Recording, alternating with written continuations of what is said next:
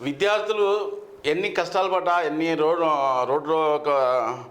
ధర్నాలు చేసినా, స్ట్రైక్ చేసినా, నిరాహార దీక్ష చేసినా, ఆమరణ నిరాహార దీక్ష చేసినా ప్రభుత్వం, తెలంగాణ ప్రభుత్వం, ఈ రేవంత్ రెడ్డి గవర్నమెంట్ మాత్రం ఏమాత్రం స్పందించట్లేదు.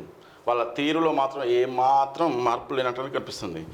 ఎందుకంటే మీరు చేస్తే చేయండి, లేకపోతే లేదు, ధర్నా మీతో నాకు సంబంధం లేదు, నేను ఏది అనుకుంటున్నానో అదే చేస్తా అనే ఒంటెద్దు పోకడ విధానమే పోతున్నట్టు అనిపిస్తుంది. ఎందుకంటే టెట్ నిర్వహించిన తర్వాత కనీసం దానికి మినిమం ఎస్జిటి పుస్తకాలే చాలా ఈ మాత్రం ఉంటాయి. కనీసం చాలా అది ఫుల్ కంప్లీట్ చేయాలి, కనీసం 6 నెలల నుండి ఏడాది పడుతుంది. అంత సిలబస్ ఎట్లా కంప్లీట్ అవుతుంది? స్కూల్ అసిస్టెంట్ ఆ గ్రూప్ 1 దానికి పోస్టులు పెంచలేదు. గ్రూప్ 2, గ్రూప్ 3 పోస్టులు పెంచుతున్నారు. ఆ గ్రూప్ 1 50 నుండి 100 రేషియో పెంచమని చెప్పారు, అది పెంచలేదు. ఇప్పుడు ఏమంటున్నాం మన ముఖ్యమంత్రి గారు ఏంటంటే, గతంలో కేసీఆర్ చేసినట్టే మేము చేస్తున్నాం, కాకపోతే అప్పుడు కోర్టు కేసులలో పోయి మళ్ళీ ఇది కూడా రద్దు అయ్యే సూచనలు ఉంటాయి, అట్లా కావద్దని నేను మీ భవిష్యత్తు ఆలోచించే నేను నిర్వహిస్తున్నా అంటున్నాను. మరి అలాంటి వాళ్ళు మళ్ళీ బట్టి విక్రమార్క, మరి మీ కాంగ్రెస్ నాయకులు కాంగ్రెస్ ప్రభుత్వం రావడం కోసం ఎన్నికలలో ఎందుకు మీరు చెప్పారు 1:100 అని ఎందుకు చెప్పారు? అదొకటి.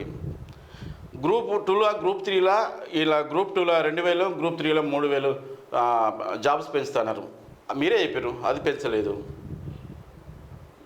317 జీవో గురించి చెప్తున్నారు, 46 జీవోని ఏకంగా రద్దే చేస్తా అని చెప్పారు.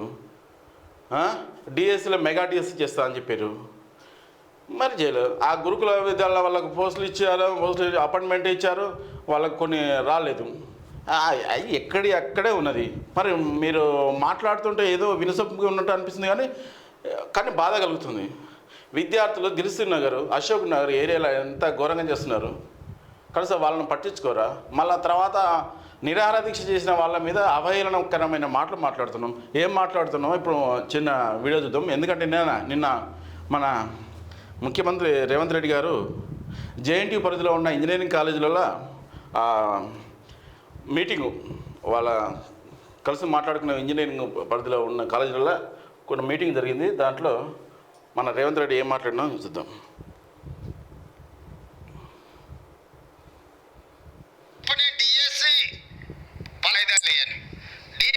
పెడతారా లేదా? మేము ముదిరిపోతున్నాం, బెండకాయ ముదిరిపోయిన పిల్లగానికి వయసు మీద పడ్డ దేనికి పనికి రాకుండా పోతాడని ఇంతకాలం కొట్లాడి ఇప్పుడంటూ లేదు నువ్వు వాయిదా లేయని.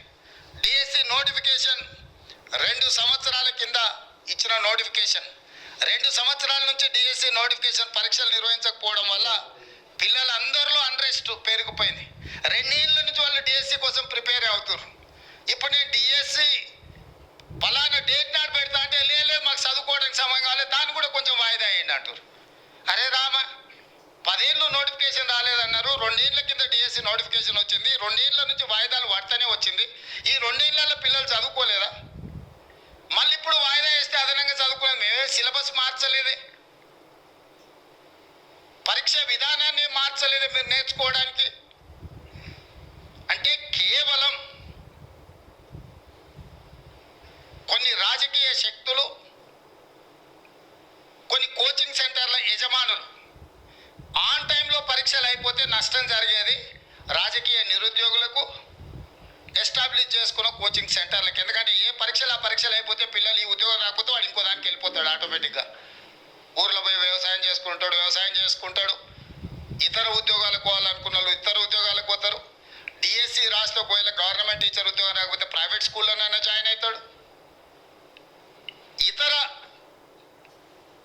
బాధ్యతలు, ఇతర ఉద్యోగ ఉపాధి అవకాశాలు చూసుకుంటే నష్టపోయేది ఎవరయ్యా అంటే ఈ లక్షలాది మంది నిరుద్యోగుల ప్రాతిపదికన కోచింగ్ సెంటర్లు పెట్టుకున్న వాళ్ళకి నష్టం. కోచింగ్ సెంటర్ యజమాని ఆమరణ నిరాహార దీక్ష చేస్తా అంటారు పరీక్షలు వాయిదా వేయమని. నేను అడిగిన ఆయన హాల్ టికెట్ ఏముందో తీరా, దేనికి రాసిండో పాపం మాట్లాడదామని. లేదు సార్, ఆయన కోచింగ్ సెంటర్ ఉంది, ఆయనకు 2 నెలలు పోస్ట్ పోన్ చేస్తే డిఎస్సి 100 కోట్లు లాభం వస్తుందంట, 2 నెలలు ఆయనకు 100 కోట్ల ఆదాయాన్ని మీరు దెబ్బతీసారట అని ఒక్క ఆయన గురించే చెప్పారు. ఇంకొక ఆయన దీక్ష కూర్చున్నాడు.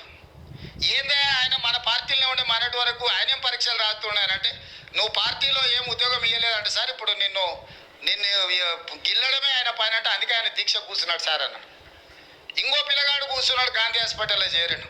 అరే పాపం నాకు తెలిసినోడే పిల్లగానికి ఏమన్నా కానీ ఏం పరీక్ష రాస్తుండే, అవసరం అయితే స్పెషల్ కోచింగ్ అని ఇప్పిద్దామంటే ఆయన ఏం పరీక్ష రాస్తున్నాడు సార్, ఆయనకు లీడర్ చెప్పిందంటే నువ్వు చేస్తే బాగా పేరు వస్తుంది, నీకు నేను చూసుకుంటా పో అని. నిన్న మన ముగ్గురు దీక్ష చేస్తే ముగ్గురు గురించి వివరాలు తెప్పించినాను. ఆ ముగ్గురులో ఏ ఒక్కడు కూడా ఏ పరీక్ష రాస్తలేడు. ఏ పరీక్షలు రాయనోడు, ఏ ఉద్యోగానికి పోటీ పడనోడు నిర్వహిస్తున్న పరీక్షల్ని వాయిదాలు వేయండి అని చెప్పి దీక్షలు చేస్తారు. ఇది ఒక విచిత్రమైన పరిస్థితి. అదేవిధంగా జాబ్ క్యాలెండర్ ప్రకారం జాబ్ క్యాలెండర్ రేపు అసెంబ్లీలో డిక్లేర్ చేస్తా అని చెప్పిన. ఇంతకుముందు 10 ఏళ్ళు ఏ పొజిషన్లో అయినా గ్రూప్ 4 కావచ్చు, గ్రూప్ 3 కావచ్చు, గ్రూప్ 2 కావచ్చు, గ్రూప్ 1 కావచ్చు, ఆర్ అదర్ డిఎస్సి కావచ్చు, పారామెడికల్ కావచ్చు, గురుకుల్ కావచ్చు, లేకపోతే పోలీస్ దాంట్లో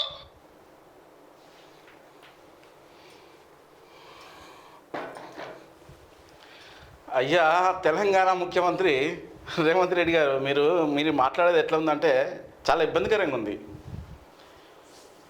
అన్ని వాగ్దానాలు చేసినంత మీరే, మీ వాగ్దానాలు మీరు కట్టుబడి ఉండట్లేదు. రెండవది, దీక్షలు ఎప్పుడు చేస్తారు? ప్రభుత్వంతో మనం ఏదైనా చర్చలు జరిపినప్పుడు విఫలమైతే ప్రభుత్వం ఏమైనా అనుకూలంగా లేకపోతే మెసేజ్ ఫార్వర్డ్ చేస్తారు, లేదంటే స్ట్రైక్ చేస్తారు, బంద్ చేస్తారు, పిలిపిస్తారు. ఇక లాస్ట్ స్టేజ్లో ఏం చేస్తారని ఆమరణ నిరాహార దీక్ష చేస్తారు. అంత మించితే ఏం జరుగుతుంది? అంతకంటే ప్రాణం కంటే మించింది ఏముండదు మా దగ్గర. అది అప్పుడు మోతిలాల్ నాయక్ గారు 11 రోజులు దీక్ష చేస్తే మీకు పట్టి పర్వాలేదు. ఎందుకంటే ఎక్కడైనా ఏ ప్రభుత్వమైనా ఆమరణ నిరాహార దీక్ష చేసిందంటే కనీసం గవర్నమెంట్ స్పందించాలి. 1 రోజు 2 రోజులు చూస్తారు, సరే ఇలాంటిది ఏంటిదండి. 3వ రోజు కాంచెల్లో కనీసం నజర్ పెట్టాలి కదా ముఖ్యమంత్రి గారు మీరు. మరి ఆయన ఆరోగ్య పరిస్థితి ఎట్లా ఉందో అనుకోవాలి కదా. 11 రోజులు దీక్ష చేసినా మీకు స్పందించకపోతే ప్రాణం పోతట్టుంది ఆయన దీక్ష విరమించేసారు కొంతమంది కలిసి.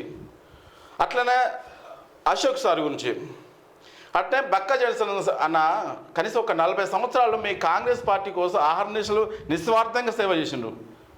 అతని సేవలను గుర్తించకపోగా ఆయనకు అధికార దాహం ఉందని ఆయనకు ఒక అంట కడుతున్నారు. ఆయన అధికారం మీరు పదవి ఇవ్వలేదని బయటకు వచ్చినా రిజెక్ట్ చేసిరు. ఆయనను పదవి అడిగినట్టు ఉందా? నాకు ఏమర్థం కాదు. ఇలా ఒక్కొక్కరి మీద ఒక నెపం వేయడమైంది. ఇంకొకటి, మోతిలాల్ నాయక్ ఆయన ఎందుకోసం దీక్ష చేసినట్టే ఎవరన్నా ఇతర పార్టీల వాళ్ళు, బీఆర్ఎస్ వాళ్ళు కానీ బీజేపీ వాళ్ళు ఎవరన్నా ఆయన ప్రోత్సహిస్తేనే చేసినో ఆయనకు అలాంటి ఉద్దేశం లేదంటున్నాం. ఆయన అసలు విద్యార్థి కాదంటున్నాను. ఆయన విద్యార్థి కాలేదని ఎవరు చెప్పారు నీకు? ఆయన గ్రూప్ 1 ఎగ్జామ్ రాసిన, ఆయన ఆల్రెడీ ఇక్కడ ఉంది, ఆన్లైన్లో కూడా దొరుకుతున్నాయి. ఆయన క్యాండిడేట్ విద్యార్థి, ఆయన నిరుద్యోగి, ఆయన ఎలాంటి డౌట్ లేదు ఆయన. ఇంకొకటి బక్క జడ్సన్ అన్న, ఆయన కూడా డిగ్రీ చదివిండు, ఆయన ఎక్కడ చదివిండు. ఆయన కోసం సమాజం కోసం బతుకుతుండే. ఆయన సొంతం కాదు. ఆయన ఇంకా పార్టీ మారాలంటే ఆయనకు ఎన్నో అవకాశాలు ఉంటాయి, కానీ ఆయన పోలేదు. ఎందుకంటే ఆయనకు కాంగ్రెస్ పార్టీ మీద అభిమానం. ఇంకొకటి అశోక్ సార్ మీద మీరు ఏమన్నా చేస్తున్నారు? 2 సంవత్సరాల కాంచెలే కోచింగ్ ఇస్తున్నారు, ఇంకా కోచింగ్ ఇస్తున్నారు. ఇప్పుడు పోస్ట్ పోన్ చేస్తే ఇంకో 100 కోట్లు సంపాదించుకుంటారు అనే ఉద్దేశంతో మీరు మాట్లాడారు. కోచింగ్ సెంటర్లు అశోక్ సారు మొన్న ఎమ్మెల్సీ చేసినప్పుడు ఆయన డేటాలో అప్డేవిట్లా ఎన్ని కోట్లు ఉన్నాయి, 800 కోట్లు. ఆయన ఇప్పుడు కాదుగా, చారుల కంచెలు చేస్తున్నాడు. 800 కోట్లు సంపాదించిండు. 100 కోట్లు సంపాదించిన అంటున్నారు కదా. అద్దుపద్దు లేదా మాట మాట్లాడదా మీరు పెద్దవాళ్ళు. ఇంకొకటి, విద్యార్థుల కోసం పోరాడేటోళ్ళు ఓన్లీ విద్యార్థుల పోరాడాలా? వాళ్ళ తరపున రాజకీయ పార్టీలు కానీ వేరే వాళ్ళు పోరాడడానికి అవకాశం లేదా? అలాంటి అవకాశం చేయొద్దా? రాజకీయ పార్టీలు ఎందుకోసం ఉన్నాయి? విద్యార్థుల బాగు కోసం, రైతుల బాగు కోసము, వేరే సమస్యలు ఉన్నాయి, ప్రభుత్వం పరంగా మనకి సమస్యలు ఉంటే, ఇతరుల వాళ్ళ సమస్యలు ఉంటే స్ట్రైక్ చేయడానికి, బంద్ చేయడానికి రాజకీయ పార్టీలు ఉన్నాయి. రాజకీయ పార్టీలు ఉన్నదే ప్రతిపక్ష పార్టీలైనా రాజకీయ పార్టీలైనా ఉన్నాయి ప్రభుత్వాన్ని నిలదీయడానికి ఉంటాయి. ఇక మరి వాళ్ళు ఎందుకున్నారు? సరే, వాళ్ళు వెనకాల ఉన్నారా ముందున్నారా తర్వాత విషయం. వెనకాల ఉన్నట్టు ఇస్తుంటే మీ అవకాశం మీరు ఇస్తున్నారు. అలాగే అందరూ ఏ పార్టీ వాళ్ళందరూ అందరు నిస్వార్థంగా వాళ్ళు విద్యార్థులే. ఎందుకంటే డిఎస్సి చదవడానికి మాకు టైం కావాలని అడుగుతున్నారు. మీరు జాబ్ క్యాలెండర్ రిలీజ్ చేయరు. ఒకేసారి మీరు పెట్టిస్తారు, మీరు ఎగ్జామ్ పెడతారంటే, మీరు పరీక్షలు పెడతారంటే, మీరు జాబ్లు ఇస్తారంటే వద్దు అంటున్నారు కదా. వద్దని అనట్లేదు, టైం ఇవ్వమని చెప్తున్నారు. వద్దని అనట్లేదు, టైం ఇవ్వము, చదువుకోవడం టైం కావాలంటారు. ఇంకా 2 సంవత్సరాల కాదు డిఎస్సి కోసం ప్రిపేర్ అవుతున్నారు కదా, ఇంకా కొత్తగా మీ సిలబస్ మార్చలేదు, ఏం మార్చలేదు అంటున్నాం. రేవంత్ రెడ్డి అన్న సిలబస్ మార్చడం కాదు సమస్య, అది డిఎస్సి కోసం స్కూల్ అసిస్టెంట్ కంటే ఎస్జిటి సిలబస్ చాలా పెద్దగా ఉంటుంది. అది రివిజన్ చేయడానికి నీకు కనీసం ఒక 45 రోజులు 2 నెలలు పడుతుంది రివిజన్ చేయడానికి. అలాంటి పరిస్థితుల్లో నువ్వు మళ్ళా మీరు విద్యార్థులు వాడుకున్నారు ఎలక్షన్ టైంలో. మీరు 100 రోజులు హామీ ఇచ్చారు. 100 రోజుల్లో మేము 6 హామీలు అమలు చేస్తామని మీరు చెప్పారు కదా. మీకు 100 రోజులు కాదు 7 నెలలైనా సరిపోవట్లేదు. మీరు ఇచ్చిన హామీ కదా, 100 రోజులు కాదు 100 రోజులు చేస్తామని చెప్పారు. కానీ 7 నెలలైనా మీరు చేయడానికి ఇబ్బంది అవుతున్నారు, మీకు టైం సరిపోతలేదు. మళ్ళీ వంకలైంది, మాకు పార్లమెంట్ ఎలక్షన్లు వచ్చినాయి, దానివల్ల మాకు ఎన్నికల కోడ్ వచ్చింది కాబట్టి అన్నారు. ఓకే, మరి అదేవిధంగా మీకోసం పోరాడిన వాళ్ళ చదువును త్యాగం చేస్తే అప్పుడు పక్కన పెట్టి మీకోసం మిమ్మల్ని సీఎం రేవంత్ రెడ్డిని సీఎం చేయడానికే కాంగ్రెస్ పార్టీ ప్రభుత్వంలో రావడానికే 6 నెలలు కష్టపడి ఇల్లు తిరిగి ఓటు వేయించారు. మీకోసమే కష్టపడరు. మరి ఏంది మరి ఇది? మీకోసమే 7 నెలలు కష్టపడరు కదా. ప్రభుత్వం మారాలి. గత ప్రభుత్వం చేసిన అవినీతి ఆరోపణలు, అక్రమాలు, సరిగా ఎగ్జామ్ కండక్ట్ చేయలేకుండా అన్యాయం జరిగిందనే కదా మిమ్మల్ని అధికారంలో తీసుకొచ్చింది. అధికారం తీసుకొచ్చిన వాళ్ళే కదా, నిరుద్యోగులమే కదా. మరి అప్పుడు మాకు టైం వద్దా? ఏంది మీరు మాట్లాడుతుంటే ఎట్లా ఉందంటే చాలా ఇబ్బంది ఉంది. మళ్ళీ బెండకాయ ముదిరింది, ఆ ముదిరింది, నిరుద్యోగులతో ఏం మాట్లాడుతున్నావు?